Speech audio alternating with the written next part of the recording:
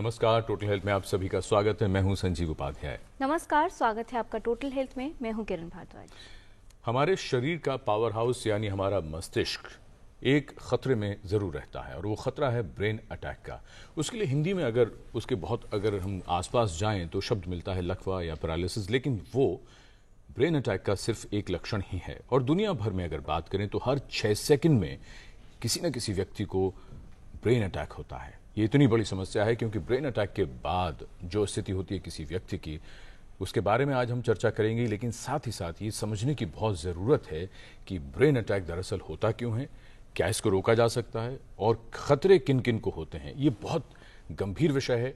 चूंकि हमारे शरीर के पावर हाउस की बात करें, हमारे मस्तिष्क की बहुत ज़रूरत है आज समझने की टोटल हेल्थ में ब्रेन अटैक के बारे में। जी हाँ, क्योंकि अगर भारत के परिप्रेक्ष्य में बात की जाए तो विशेषज्ञों के सामने जो सबसे बड़ी समस्या आती है वो ये आती है कि या तो जब किसी व्यक्ति को ब्रेन अटैक आए उसके परिवार वाले पहचान ही नहीं पाते, कहीं अस्पताल तक नहीं पहुंचा पाते उस व्यक्ति को, तो कहीं इलाज को लेकर थोड़ी सी लापरवाही हो जाती है, जिसकी वजह से शायद जो परिणाम है वो अधिक गंभीर नजर आते हैं।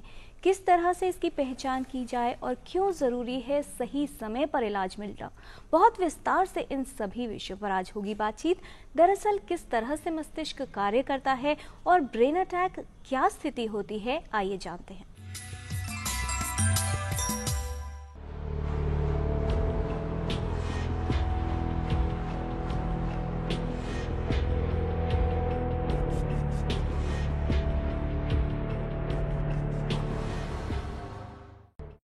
हमारे शरीर द्वारा की जाने वाली क्रियाएं मस्तिष्क द्वारा नियंत्रित होती हैं। यदि किसी कारणवश मस्तिष्क प्रभावित हो जाए तो शारीरिक क्रियाएं ठीक से नहीं हो पाती।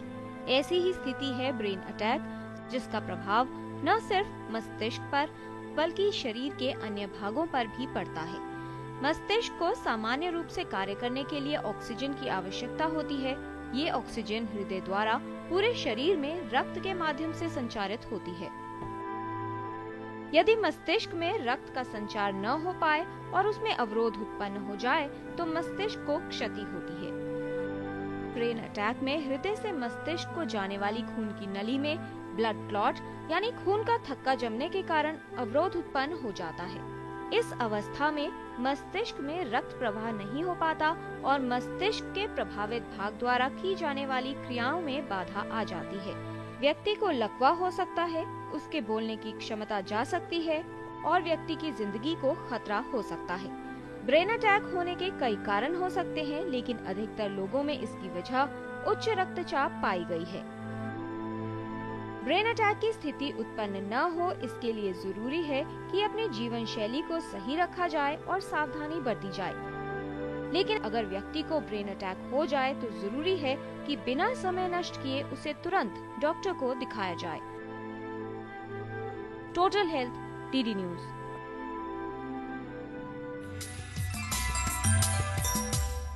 तो ब्रेन अटैक होने पर जरूरी बात यह है कि तुरंत उसके लक्षणों को पहचाना जाए और अस्पताल ले जाया जाए। ऐसे किसी भी व्यक्ति को राहत इंदौरी कहते हैं। वो ये कहते हैं कि वो मंजिल पर अक्सर देर से पहुंचे हैं जिन लोगों के पास सवारी रहती है। साधन होना एक चीज है, लेकिन उनका सही उपयोग और इस्तेमाल करना दूसरी। जानकारी इसीलिए बहुत जरूरी है क्योंकि अगर जानकारी होगी तो ब्रेन अटैक के लक्षणों को भी पहचानना, और उसके बाद अगर ब्रेन अटैक जिस भी व्यक्ति को हो जाता है, इलाज के बाद रिहैबिलिटेशन का और उसमें फिजिकल मेडिसिन का क्या रोल रहता है, क्या भूमिका रहती है, बहुत विस्तार से आज हम ये भी समझेंगे।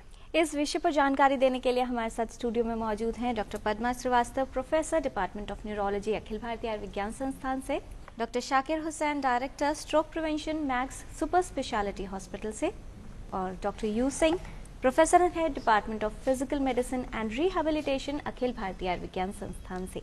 आप सभी का स्वागत है। तो आइए चर्चा की शुरुआत करते हैं। डॉक्टर पद्मा, आपसे हम सबसे पहले ये जानना चाहेंगे, बहुत से लोगों को शायद अभी तक ये भी लगता है कि ब्रेन अटैक और जो पैरालिसिस या लकवा या पक्षाघात है वो एक ही चीज है। ब्रेन अटैक दरअसल है क्या, जरा हमें विस्तार से समझाइए। ब्रेन अटैक या स्ट्रोक जो है जी, जो आपने शुरुआत में जो इंट्रोडक्शन में कहा कि कहीं जो रक्त की सवार जो रफ्तार है वो एकदम से रुक गया और वो brain part of the brain जिसके ये सप्लाई हो रही है वो उसमें ब्रेन ब्लड सप्लाई नहीं पहुंच पाया।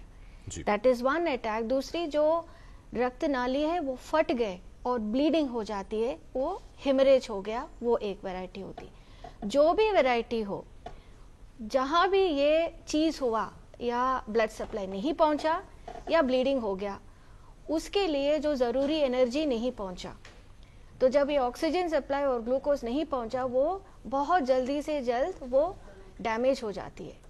तो जिस एरिया में वो डैमेज हुआ वो लक्षण आती है जी। क्योंकि हमारे हर चीज जो चलना, बोलना, थिंकिंग, बैलेंस, सब चीज जो है ब्रेन से कनेक्टेड है जी। और हर जो पार्ट ब्रेन में है वो एक एक कनेक्शन में आती है।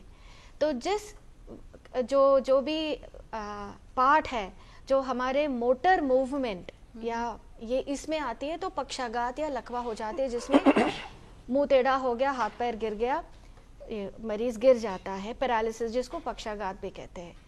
दूसरा वैरायटी होती है जिसमें हमारा बोली चली गई, वो कमांड सेंटर अगर डैमेज हो गया, एकदम से बोली चली जाती है।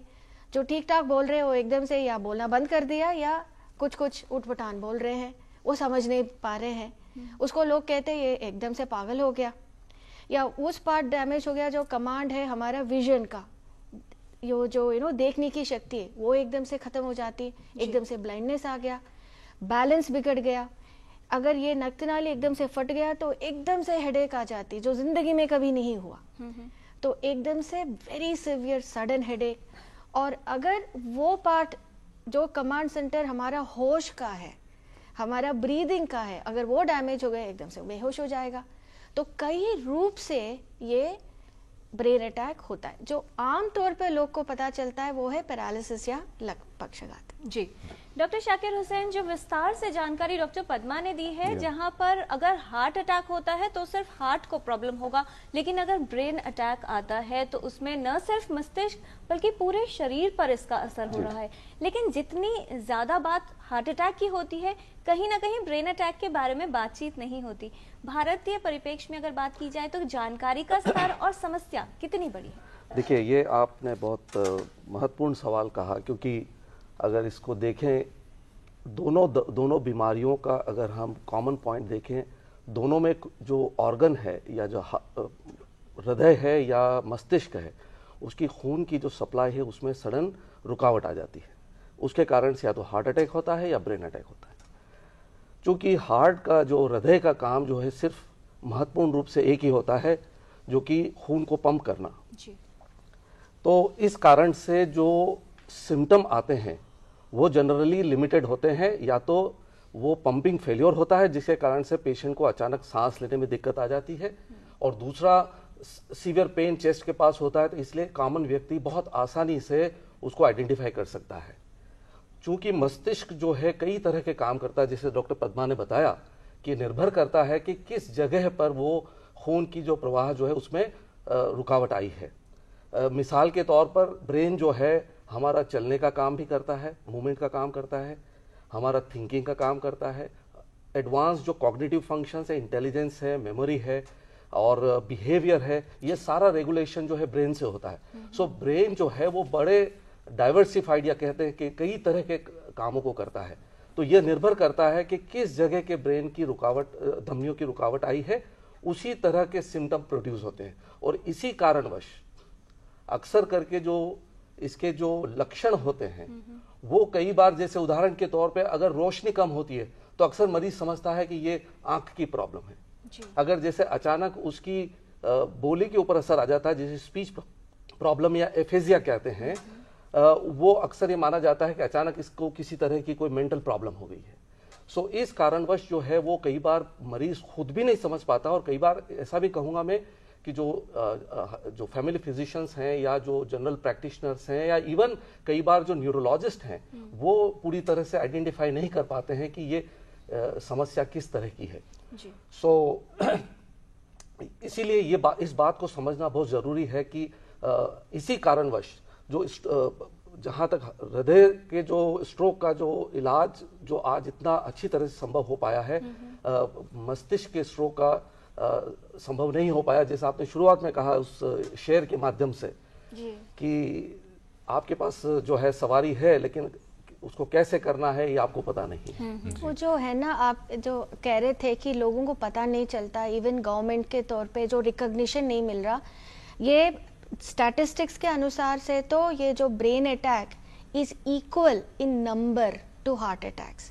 जो जानलेवा बीमारियों में ये नंबर 2 में है। पहला नंबर कैंसर है, नंबर 2 में हार्ट अटैक भी है, ब्रेन अटैक भी है। हालांकि जो इंसिडेंस प्रिवेलेंस स्टैटिस्टिक्स भी 1960-70 से अब तक जो देखा गया है, ये एक्सपोनेंशियल ग्रोथ जो कहते हैं, बहुत जो धीरे धीरे नहीं तेजी से बढ़ रही है। इनफैक्ट जैसे कि India is heading towards a stroke epidemic, इतनी नंबर्स आ गया है। इसीलिए अब पता चल रहा है एंड गवर्नमेंट भी it is awakening to this burden, और ये इसके बारे में भी जानकारी ज्यादा अब हो रहा है।